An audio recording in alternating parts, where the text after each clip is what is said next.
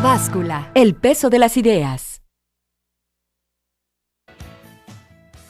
¿Qué tal? ¿Cómo está? Muy buenas tardes. Un gusto saludarle en este jueves de gobernanza con el doctor Pablo Arredondo, a quien saludo esta tarde con gusto. Doctor, ¿cómo está? Buenas tardes. Antonio, buenas tardes. ¿Cómo estás? Muy bien, con el gusto de saludarle. Igualmente. Bueno, tenemos temas importantes que vamos a platicar esta tarde, noche en La Báscula, el peso de las ideas, en este esfuerzo conjunto que realiza Radio Noticias 1070 y C7 Jalisco. Comenzaremos para hablar sobre el Proyecto Mundial de Justicia. Es un índice sobre el Estado de Derecho en el mundo que proporciona datos imparciales sobre cómo el Estado de Derecho es experimentado por el público en general, esto en 102 países del mundo, doctor. Esta se basa en más de 100,000 hogares y 2,400 encuestas que se hicieron a expertos para medir cómo se experimenta este Estado de Derecho en situaciones prácticas y cotidianas de la gente común en todo el mundo. Así es que vamos a platicar sobre este tema. Bueno, en realidad quien va a platicar es el doctor Pablo Arredondo, que ya leyó pues completito este informe, doctor. Vamos a intercambiar opiniones, digamos, ¿no? Efectivamente. Platíquenos de este informe sobre el Estado de Derecho. Yo creo doctor. que, digo, el informe es un informe muy extenso. Sí. Es un informe complejo en el sentido de que, bueno, tiene muchas variables que maneja, porque lo interesante de esto es que lo que trata de hacer esta organización que lleva a cabo que desarrolla este índice y esta evaluación del Estado de Derecho en distintos países del mundo, es precisamente eso, es materializar, es como bajar, aterrizar ese concepto tan abstracto, ¿no? Que es el Estado de Derecho. ¿Qué es el Estado de Derecho, no? Pues es todo y es nada, ¿no? Pero ya sabemos que los países que se rigen por un Estado de Derecho efectivo, pues son los países más desarrollados, los países que tienen niveles de bienestar y de gobernabilidad muy, muy efectivos, muy eficientes. Y entonces lo que tratan de hacer es, a través de una serie de indicadores, digamos primero de 9 grandes sectores, y a partir de ahí derivan 40 y tantos indicadores. Sí, estaba viendo los indicadores, son muchísimos. Son muchos indicadores. Entonces van, y lo interesante es que aquí, fíjate que lo que hacen, van y le preguntan a la gente, por un lado, y luego van y le preguntan a los expertos, por otro lado. Entonces, tienen cerca de 100,000 encuestas. Sí, le hicieron en 100,000 hogares. En 100,000 hogares, entonces van a los hogares y le preguntan a la gente sobre cada uno de estos indicadores, cada uno de estos elementos que constituyen el Estado de Derecho, ¿no? ¿Y a qué se refieren ellos? A estos factores, ¿no? Bueno, son diversos factores que tienen que ver, tienen que ver con qué tantos límites tiene el gobierno en sus poderes. Porque se supone que en una democracia y en un Estado de Derecho el gobierno tiene que estar acotado, no puede hacer lo que se le dé la gana, ¿verdad? O sea, tiene que tener contrapesos. ¿Qué tan acotado, qué tan limitado está la acción del gobierno? Obviamente por normas, leyes, por actores legítimos, ¿no? Luego, ¿qué tanta corrupción hay o no? Pero la corrupción que implica no nada más al gobierno, sino a las instituciones privadas también, en fin, ¿no? Ese es otro de los factores que evalúan. Otro es, ¿qué tan abiertos son los gobiernos? Es decir, ¿qué tan transparentes, qué tanto entregan información de lo que hacen, qué tanto, tal cual, son abiertos en esa medida, ¿no? Transparentes. Luego, pues se habla de derechos fundamentales, ¿no? Es decir, que tanto los derechos fundamentales operan en esa sociedad y en ese estado.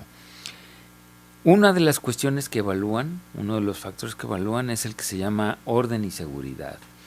Hay que recordar que, y este es un consenso prácticamente entre todos los teóricos del Estado, que una de las características fundamentales de un Estado es que tiene la capacidad legal y legítima de imponer el orden.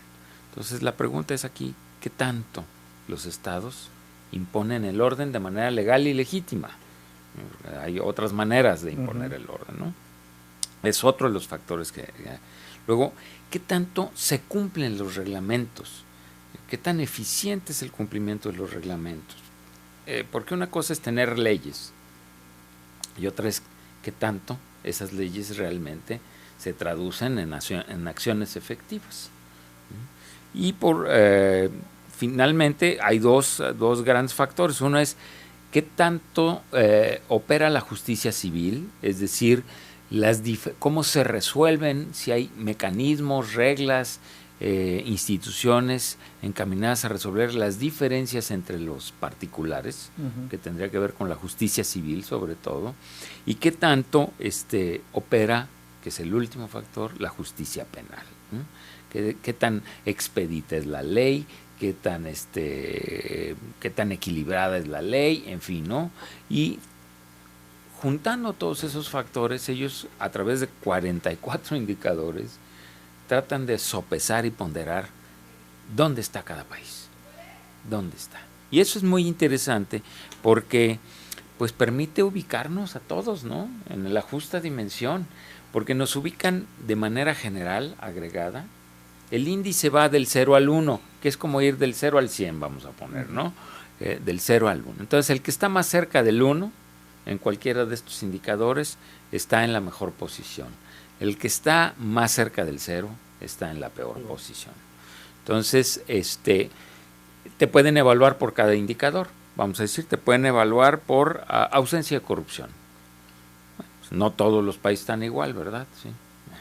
Entonces, algunos países están mejor en unas cosas y peor en otras, y así. De eso, obviamente, se obtiene un promedio general y de ahí se obtiene el índice. Entonces, ¿dónde estaría cada país? 102 países, no son todos los países del mundo, pero es muy representativo. Pongamos, por ejemplo, de América Latina, si mal no entiendo, somos 19 países los que fuimos considerados, ¿no? Los que estamos evaluados ahí. Y bueno, pues 19 países no es toda América Latina, pero es una buena representación. Y además están los países más representativos: Brasil, Argentina, Chile, Uruguay, Bolivia, Venezuela, Perú, México, obviamente, ¿no? Entre los 19. Entonces, así se va evaluando por regiones: Europa, América del Norte, América Latina, Asia, en fin, para África, para sopesar cómo andan estos países en cuanto a Estado de Derecho, que el Estado de Derecho es una aspiración presuntamente universal. Es decir, nadie quiere vivir en el caos, en ninguna parte del mundo, ni aún en aquellos lugares donde realmente se vive en el caos, se establece el caos como objetivo, ¿no? Se establece el Estado de Derecho. Y ahí es donde andamos, ¿no? Doctor, vamos a seguir con este tema. Permítanos hacer una pausa. Regresamos a La Báscula, aquí el peso de las ideas. Radio Noticias 1070 C7 Jalisco. Ya regresamos, jueves de gobernanza con el doctor Pablo Arredondo.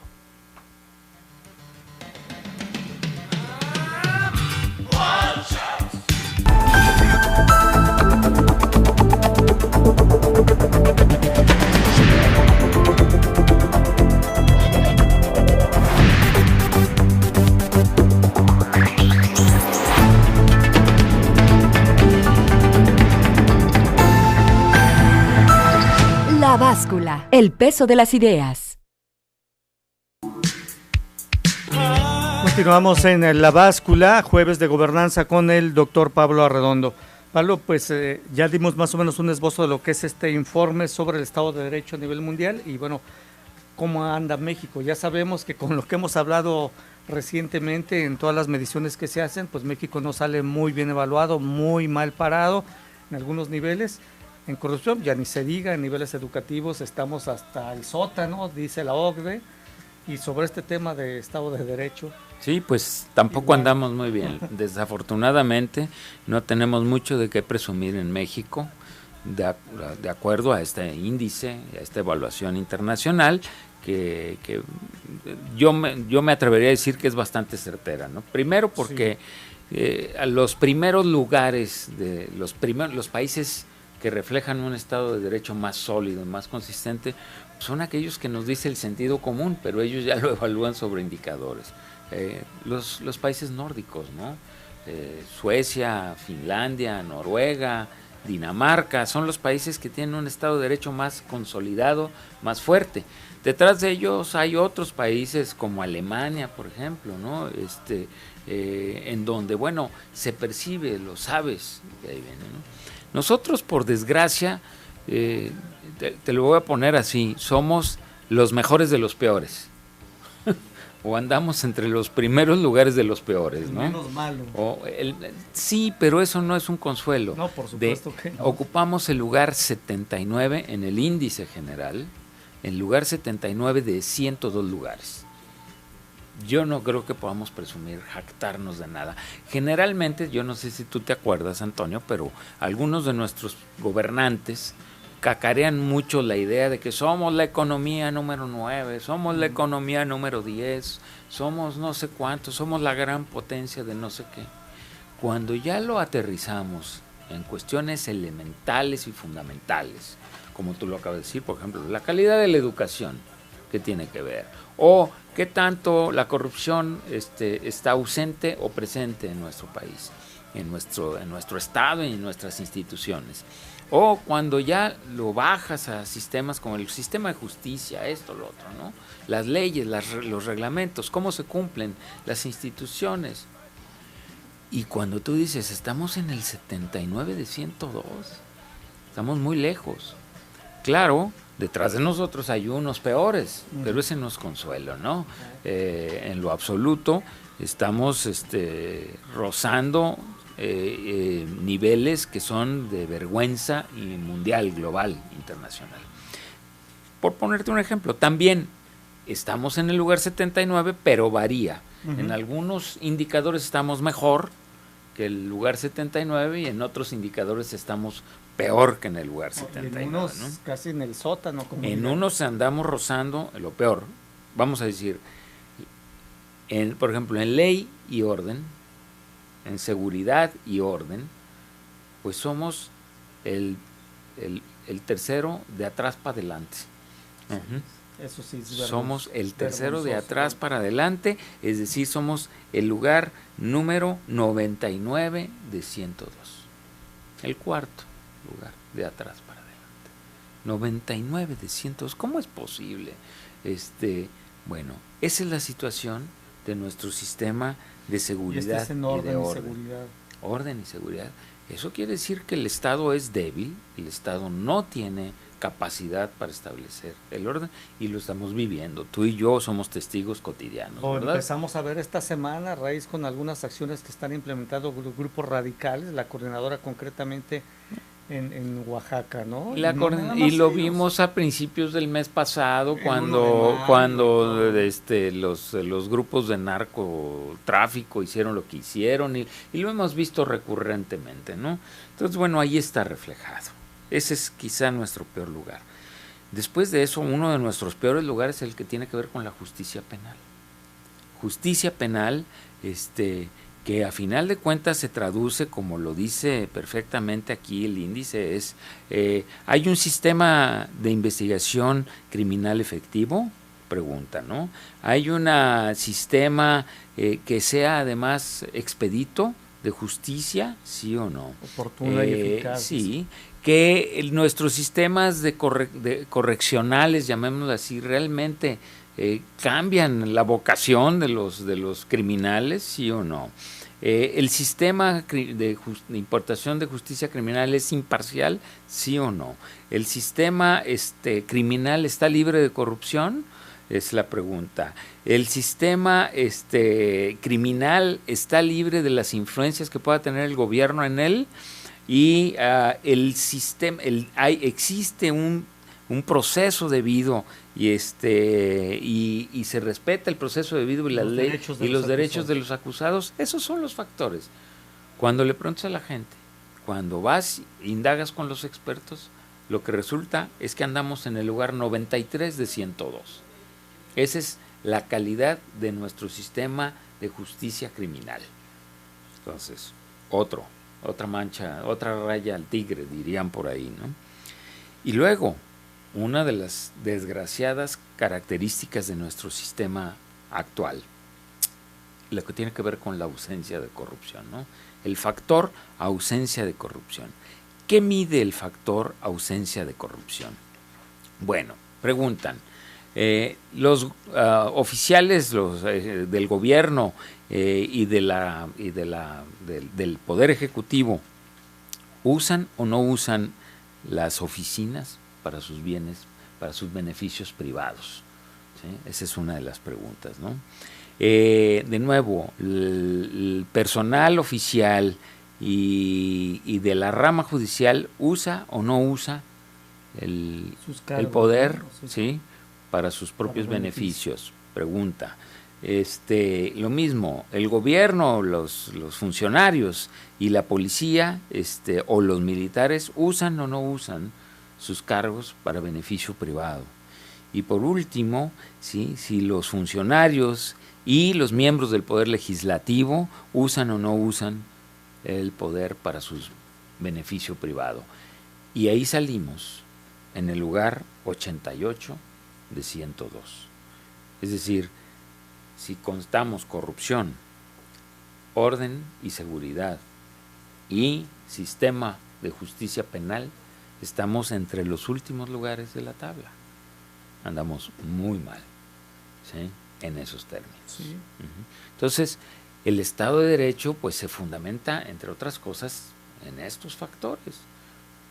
¿Qué calidad de Estado de Derecho tenemos? Pues ahí está, ¿no? Si nos comparamos con nuestros socios del norte y aún con algunos de nuestros amigos del sur, nos damos cuenta, con excepción de Venezuela, que es el último lugar de los 102, nos damos cuenta que andamos muy mal. En este país queda mucho camino que recorrer para equilibrarlo, para presumirlo como una sociedad con un Estado de Derecho sólido y sano, por ponerle así. Pablo, ¿cómo podemos hacer como sociedad empezar a cambiar esto? Porque si esperamos que todo empiece a fluir de arriba hacia abajo es casi imposible. Entonces, como sociedad debemos primero reconocer en la situación en que estamos para poder salir de ella.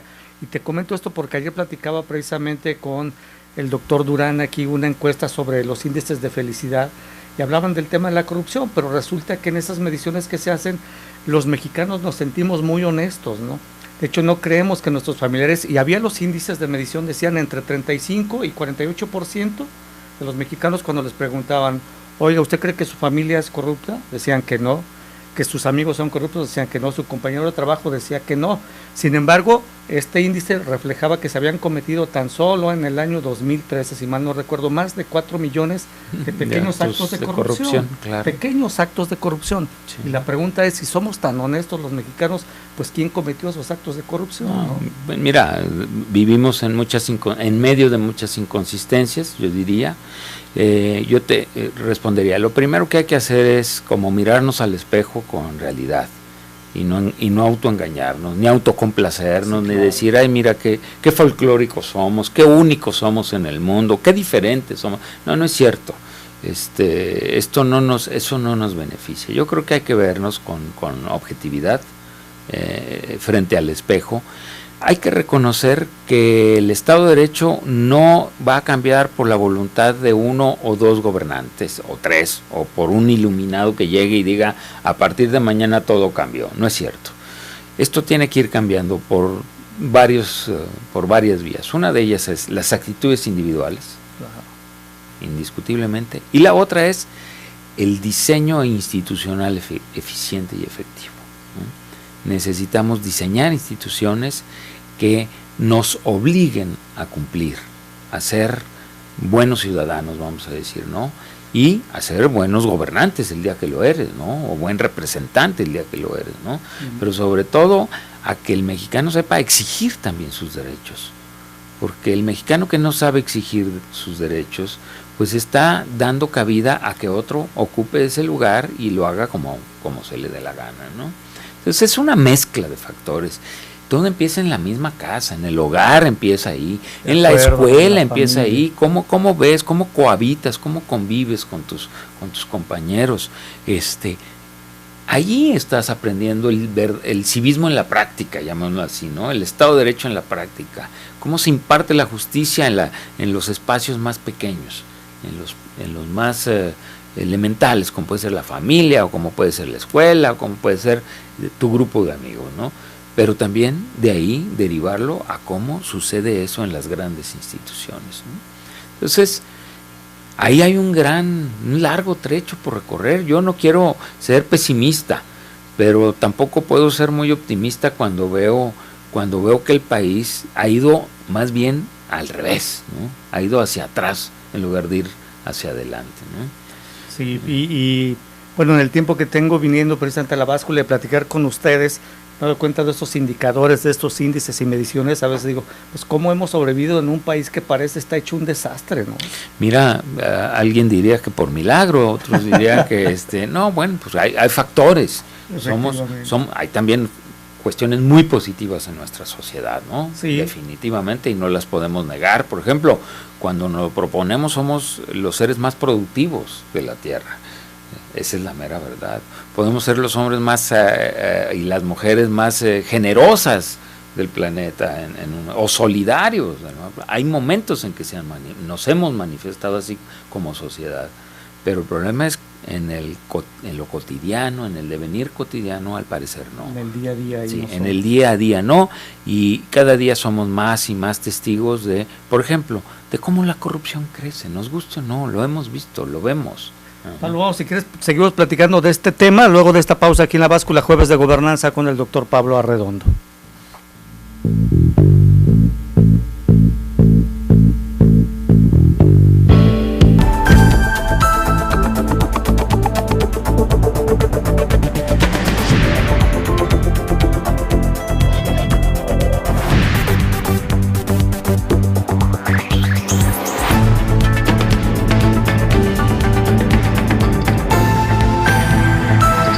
La Báscula, el peso de las ideas. Bueno, continuamos Jueves de Gobernanza con el doctor Pablo Arredondo, aquí en La Báscula, el peso de las ideas. Doctor, este informe pues muy interesante, el Proyecto Mundial de Justicia, el Estado de Derecho, Índice de Estado de Derecho, una encuesta que se aplicó en más de 100,000 hogares, esto con ciudadanos comunes de 102 países, y además se aplicaron encuestas a 2,400 expertos para medir cómo se experimenta este Estado de Derecho en diversas situaciones. Y bueno, planteábamos esta situación, vemos que en México pues el Estado de Derecho es lo peor, ¿no? No hay orden, no hay seguridad, y la pregunta, pues ya mencioné yo lo que creo en materia de corrupción, que primero hay que reconocer que estamos mal para poder salir de este tema, porque en la medida en que nos sigamos sintiendo honestos, pues a lo mejor nunca vamos a resolver nuestro problema de corrupción, que ahí estamos involucrados. O cuando vemos la corrupción como algo natural. Y cotidiano, ¿no? O sea, y cotidiano. Claro que hay de actos de corrupción. Sí, por supuesto. No sé, porque siempre se pone el ejemplo, no, pero es que el que le da mordida al policía de tránsito, pues sí, mira, el que le da mordida al policía de tránsito está cometiendo un acto de corrupción, eso no cabe ni la menor duda. Pero ponderándolo y con objetividad, no es lo mismo el que le da mordida al agente de tránsito que el que le paga al secretario de Obras Públicas de un municipio o de un gobierno del estado o del gobierno federal para favorecer una obra, sin pasar por donde tiene que pasar, en fin, todas estas cuestiones que hemos visto, que estamos viendo, las licitaciones arregladas, dirigidas, los propios funcionarios que exigen, porque son los funcionarios los que exigen, y a lo mejor muchas veces lo exigen porque de antemano se sabe que ya tienen se que sabe, hacer, las que empresas, pagar el diezmo, ¿no? las empresas tienen que calcular su diezmo, su 10 o su 15% de valor de corrupción. Bueno, cuando eso se empieza a ver como parte del sistema natural, tú dices, caramba, cuidado. Es decir, estamos llegando a situaciones ya muy, muy delicadas, ¿no? La corrupción existe en todas partes del mundo. No hay sistema político que pueda jactarse, ni pueda decir que no existe. Y ahí lo vemos con los miembros de la FIFA que están involucrados. Bueno, pues ahí está un ejemplo. Ahí está un ejemplo. Pero déjame decirte una cosa. Las consecuencias no son las mismas. Así, ¿sí? Definitivamente. Y tú tienes en FIFA al presidente renunciando y junto con él a varios, y espérate los que vengan, además, y varios detenidos, porque sí hay consecuencia, no es nada más, no les sacan la tarjeta amarilla como aquí, no les dan una exhibidita en el periódico o en la televisión, no, es ahora vas a pagar por esto, vas a pagar por lo que hiciste. Eso es lo que sucede en las sociedades donde el Estado de Derecho es efectivo, o más efectivo que en las nuestras, ¿no? Las consecuencias existen. Aquí no pasa de que te exhiban públicamente, y que bueno, te escondas un rato y vuelvas a aparecer por ahí dentro de un poco tiempo, ¿no? Y a lo mejor el peor castigo es que lo multen y que lo inhabiliten por X tiempo para... Pues sí, pero ya para entonces ya generan fortuna suficiente para retirarse o dedicarse a negocios o a otras cosas, ¿no? Y ellos muertos de la risa se van a disfrutar de lo que hicieron en forma mala vida. La diferencia no es que exista o no corrupción.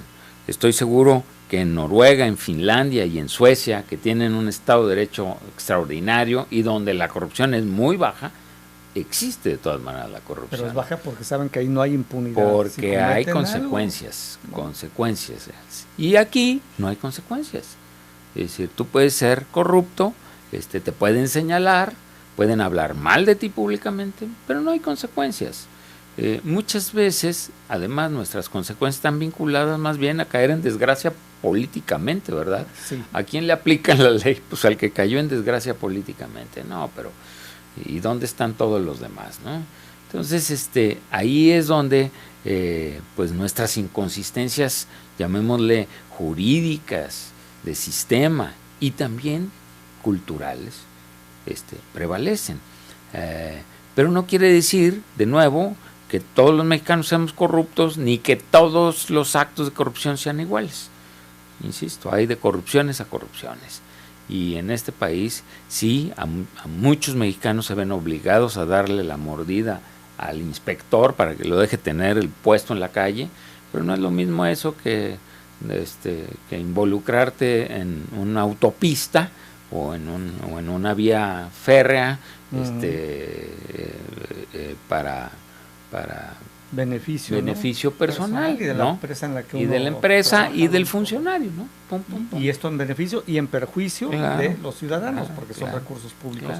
Doctor, recientemente hemos visto infinidad de actos de corrupción cometidos por funcionarios de todos los niveles, obviamente con montos y cantidades cada vez mayores, y nos damos cuenta de ellos que se hacen públicos hasta con grabaciones, que son testimonios reales de lo que está ocurriendo. Y la pregunta es, ¿realmente está incrementando la corrupción o es precisamente que ahora tenemos más facilidad para darlos a conocer porque cualquier persona lo graba y lo sube a la red, a los medios, a internet, a Twitter, y todo el mundo se entera? ¿Siempre ha habido los mismos niveles o ahora los medios de comunicación y las facilidades que hay para poder difundir lo que se descubre hacen que cada vez descubramos más casos de corrupción? Es difícil saberlo porque no tenemos indicadores muy rigurosos para saber si nuestra corrupción es igual, menor, peor que hace 20 años. Es cierto, es más visible en buena medida gracias al papel de ciertos medios de comunicación, en buena medida al advenimiento de estas nuevas tecnologías que facilitan el registro de muchos sucesos por cualquier persona y que además, bueno, pueden circular de manera profusa y extensa gracias a la red, en tiempo real, en fin, gracias a eso la visibilidad es mayor, eso es cierto. La visibilidad es mayor, eso no se puede negar, pero quién sabe si ahora somos menos o más, la verdad. Creo que lo que se percibe con mucha más claridad es que de pronto hay grandes actos de corrupción que antes se sospechaban, pero ahora son mucho más fáciles de, digamos, no de registrar, pero de constatar de alguna manera, ¿no? Es mucho más fácil. Pero creo que la variable es lo que tú acabas de mencionar, la visibilidad es el factor. Ahora es más visible la corrupción. Lo triste es que siendo más visible, no mejora nuestro sistema, para controlarla. Y aún con esas evidencias no se castiga. Y no se castiga. Mucho más triste aún. Absolutamente. Porque ¿de qué sirve que nos demos cuenta? Fulanito ya se robó tanto dinero. Bueno, pero no pasa nada. No pasó. Y cuando esta persona lo descubre, él pone una denuncia defendiéndose. Es que me grabaron ilegalmente. Bueno, además, además sí, vivimos en esta serie de contrasentidos, ¿no? Una corrupción hasta cínica, ¿no? Sí. Ahora, resulta que el que ofende se hace el ofendido. Déjame decirte que esta idea de visibilizar los actos de corrupción, de nuevo, a mí me gusta siempre enfatizarlo, no es algo que pase aquí, está pasando en todo el mundo. Pero sí, las consecuencias son diferentes. Yo lo estoy viendo, lo sigo, por ejemplo, en España actualmente hay un gran debate sobre el problema de la corrupción. Bueno, en este momento están siendo juzgados una buena cantidad de funcionarios de todos los niveles por haber estado o por sospecharse de que están involucrados en actos de corrupción. Pero están en los juzgados, no están en la televisión nada más, ni en el periódico, están en los juzgados. Ahí es donde se les están siguiendo, digamos, los casos. Eso es lo que no pasa aquí. Aquí nada más los ventilamos y no llega nunca al juzgado. Una pausa en la báscula, el peso de las ideas, jueves de gobernanza, ya volvemos. Nada ni nadie se escapa de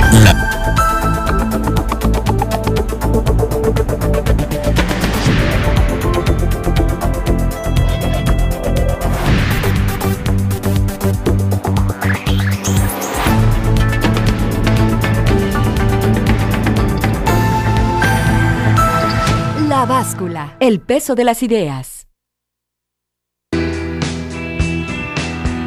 Continuamos en la báscula, el peso de las ideas, jueves de gobernanza, y bueno, vamos a hablar del caso Snowden, porque la Academia Noruega de Literatura y Libertad de Expresión, también llamada la Academia Björnsson, decidió condecorar a Edward Snowden, usted lo recuerda, con el Premio Anual de Derechos Humanos. La Academia envió cartas a las oficinas del primer ministro y del ministro de Justicia noruegos para que permitieran al ex contratista de la CIA buscado por Estados Unidos llegar a Noruega en septiembre para recibir su premio.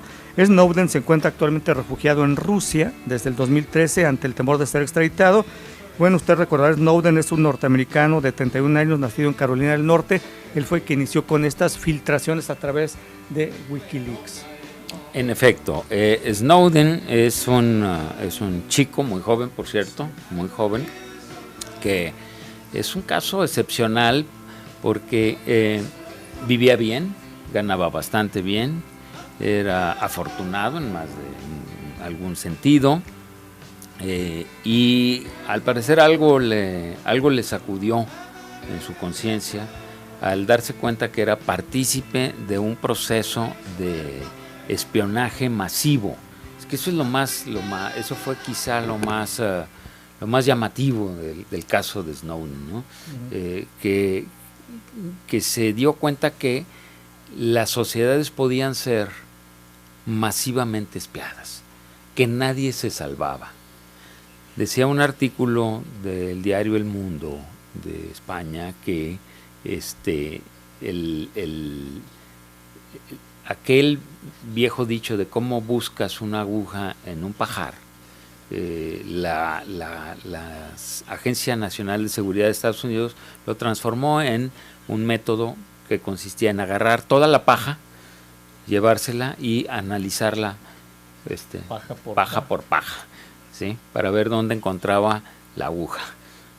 Y lo que hace Snowden es dar cuenta de que el gobierno de manera ilegal, el gobierno estadounidense de manera ilegal, so pretexto de las amenazas terroristas derivadas del 11 de septiembre del 2001, pues había instrumentado un procedimiento para meterse en la vida privada de cualquier ciudadano estadounidense por la vía de sus comunicaciones. Entonces, Snowden, en un acto digamos, de arrepentimiento o de civilidad única, da cuenta de esto y empieza a hablar de cómo los Estados Unidos tienen todo un instrumental toda una política, todo un mecanismo para estar esculcando en las vidas de todos, de los poderosos, porque los poderosos no se salvaron, pues, los presidentes, los primeros ministros, etcétera, de cualquier país, y los ciudadanos comunes y corrientes. Evidentemente eso fue un golpe de grandes proporciones, de gran magnitud para el propio gobierno de los Estados Unidos y para sus agencias de espionaje y de seguridad, ¿no? El famoso National Security Agency, ¿sí? la Agencia Nacional de Seguridad, y la CIA, la bien conocida CIA por todos, la Agencia Central de Inteligencia, ¿no? Para la cual él trabajaba, ¿no? Entonces, creo que el caso de Snowden, ahora con este reconocimiento, nos viene a constatar que, de nuevo, este reconocimiento es el equivalente a un premio Nobel de libertad de expresión. Entonces, de que se le está dando el reconocimiento a alguien que terminó sacrificando su vida a muy temprana edad en aras de dar cuenta de las perversidades que existen en estos sistemas de control, en los pues, derivados de las nuevas tecnologías y derivados también pues de la pretensión de control que tienen los gobiernos, ¿no? Unos gobiernos que por un lado a veces ponen la cara de ser buenos y por otro lado pues están infringiendo la ley, infringiendo el orden, infringiendo el Estado de Derecho, ¿sí? Por la vía de so pretexto de que están cuidando a la sociedad, ¿no? Ya hace rato mencionabas que cómo las nuevas tecnologías han hecho que sea mucho más visible todos los actos de corrupción, pero al mismo tiempo estas nuevas tecnologías nos hace a los ciudadanos comunes que seamos más susceptibles de ser vigilados y de ser espiados. Más frágiles, somos más frágiles, esa es la verdad. Mira, algunas de las profecías, entre comillas profecías, sí, se están cumpliendo, claro, adaptadas a la realidad contemporánea, ¿no? Pero esta idea de que nadie está ausente de ser supervisado, caramba, soñaba a ciencia ficción hace 50 años. Esta idea de la aldea global de McLuhan. La idea global quiere decir estamos en tiempo real conectados con cualquier parte del mundo, pues ahí estamos. Es decir, lo que sonaba a fantasía, a ficción, se está convirtiendo en realidad y nos está planteando nuevos dilemas. Dilemas de orden jurídico, dilemas de orden ético y dilemas de orden político real, ¿no? Es decir, ¿cómo le haces tú para garantizar la libertad de expresión de los sujetos, la libertad de movimiento, el derecho a la privacidad, porque la privacidad es un derecho. No es el derecho a la intimidad, pero no, es mejor dicho el derecho a la privacidad. A la privacidad, ¿no? Es un derecho reconocido por las constituciones y por una serie de cosas. ¿Cómo le haces para garantizarlo cuando por otro lado existe todo un instrumental y toda una serie de mecanismos que facilitan el que te esculquen, digamos, sin que tú te des cuenta?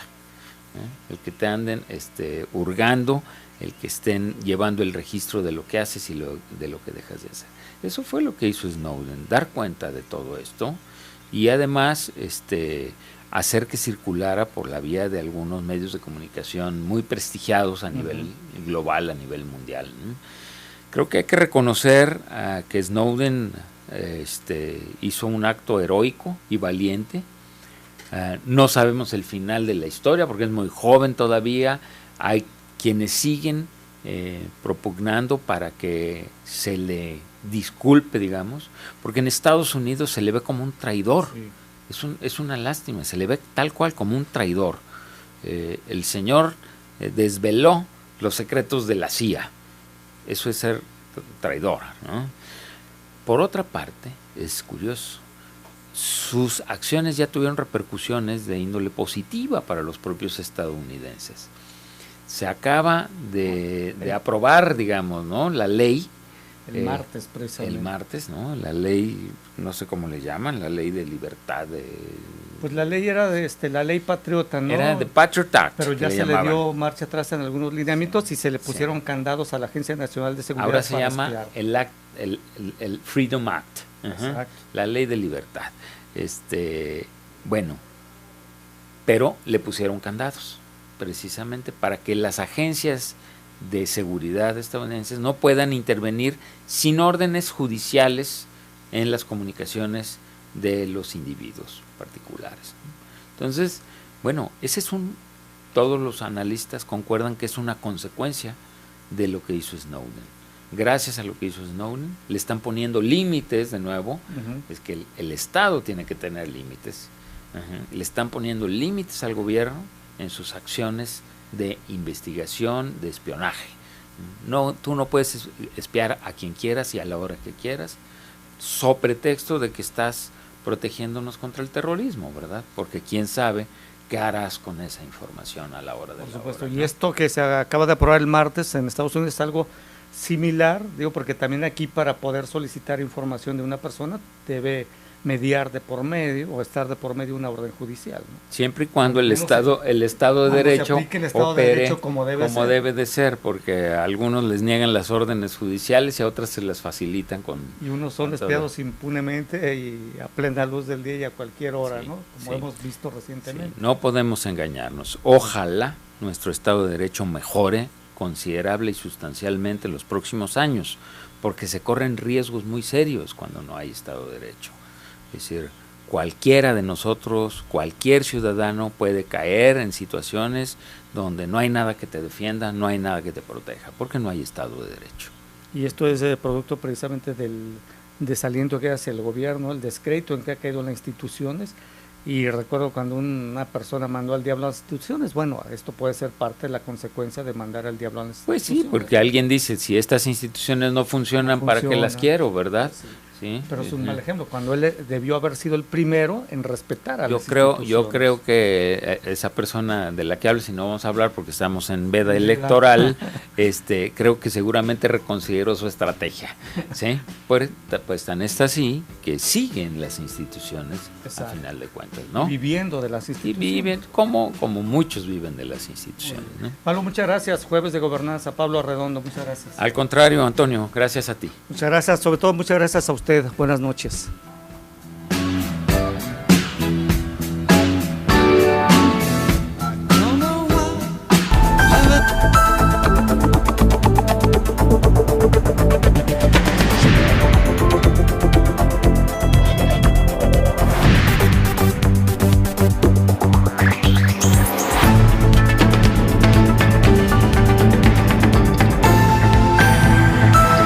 La báscula, el peso de las ideas.